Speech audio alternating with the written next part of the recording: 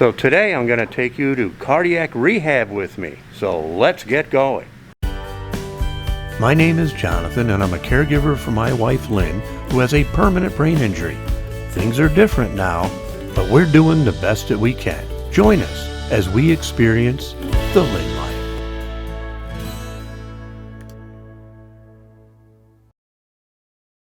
All right, so I'm with the girls from cardio rehab, and with their help, we're going to go through and explain the whole process that I go through each week.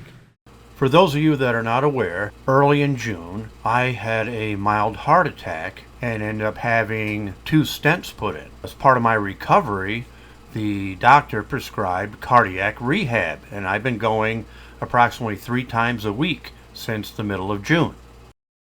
So the first thing that I do when I come in is I put this on. This is a Tele Monitor, and I've got to put these, what are these called? Those are electrodes. Little electrodes, and I've got to put one in, well, there's 4 of them.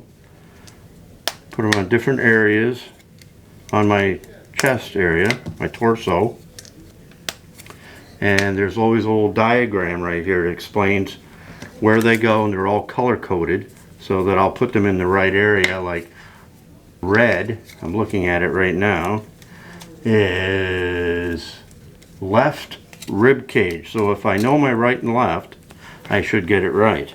So I'll put it up here and stick it over in here. Black is left collarbone, so that's pretty easy. And once you get those on, you put it up through your shirt, hang it down, and it's put in a little pocket. I got a little pocket thing here that is that the right opening? It fits inside here, and you tie it around, and then you wear it. And then they're going to explain why we use these Tele Monitors.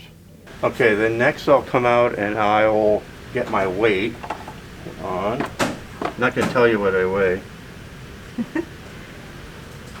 but it's not bad.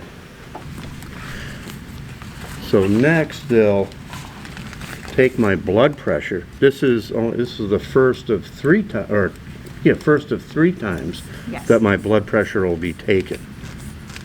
The whole time I'm here.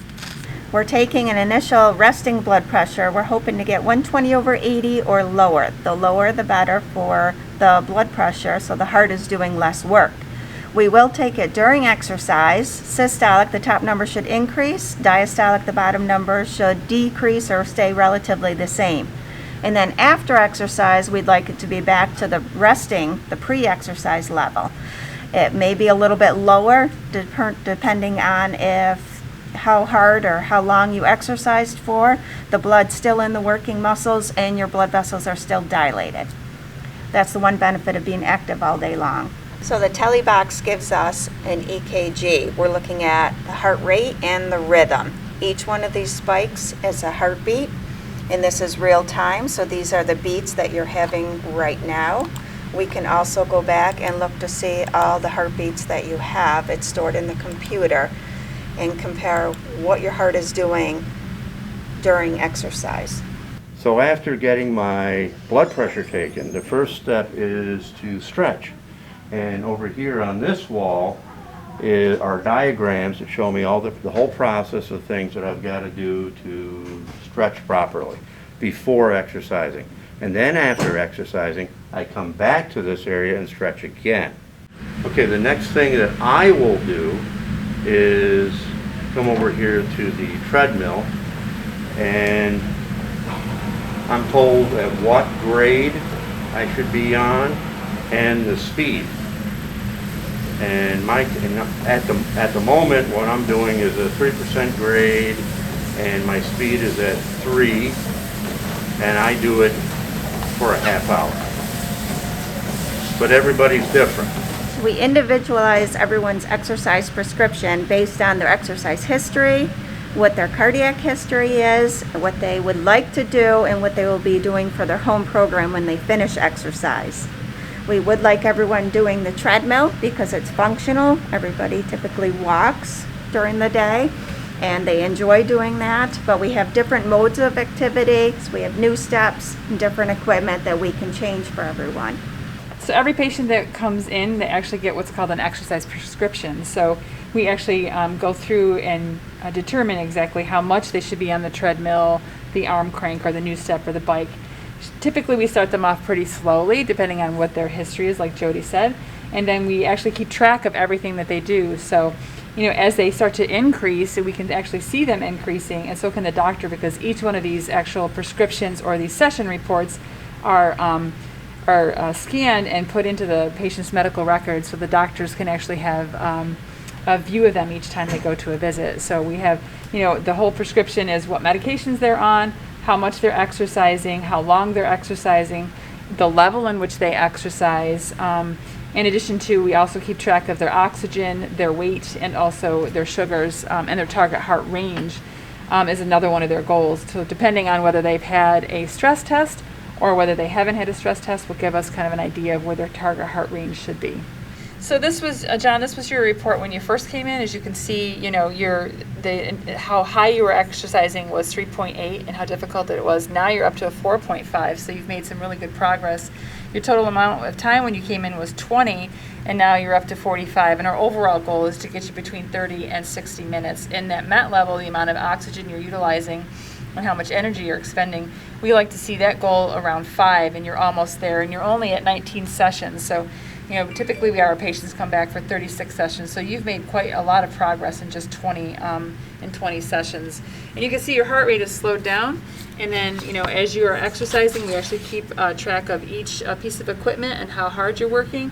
You did have a premature beat there. That's not uncommon. A lot of patients have those beats, but so we keep track of everything as you're progressing through the program. I also do upper extremity training as well, not just my legs on the treadmill. And I also do resistance training with the dumbbells or free weights, things like that. So there's quite a variety. So we work everything. So if you or someone you know and love has experienced either a heart attack or angioplasty, with or without a stent, valve surgery, heart transplant, cardiomyopathy, you are entitled to attend cardiac rehab for anything 1 session up to the 36 sessions. The first appointment, you are with an individual one-on-one, one of us professionals, either an exercise physiologist or a nurse, and we go over your medical history and we go over your risk factors. So we explain what your diet should look like, medication education, blood pressure response, cholesterol levels, smoking cessation, and stress management. Yeah. Before you do their other I want to say that when I first came here and met with Jody, I actually learned more. About what happened to me than I did in the hospital. It was explained to me. Good. Yes. A lot better. And because she got all the same information, and from the hospital, right? Correct. And so she sat down and explained it all to me, and it made a lot more sense to me. Well, I learned a lot today. Hopefully you learned a lot too. And we'll see you next time on the Lynne Line.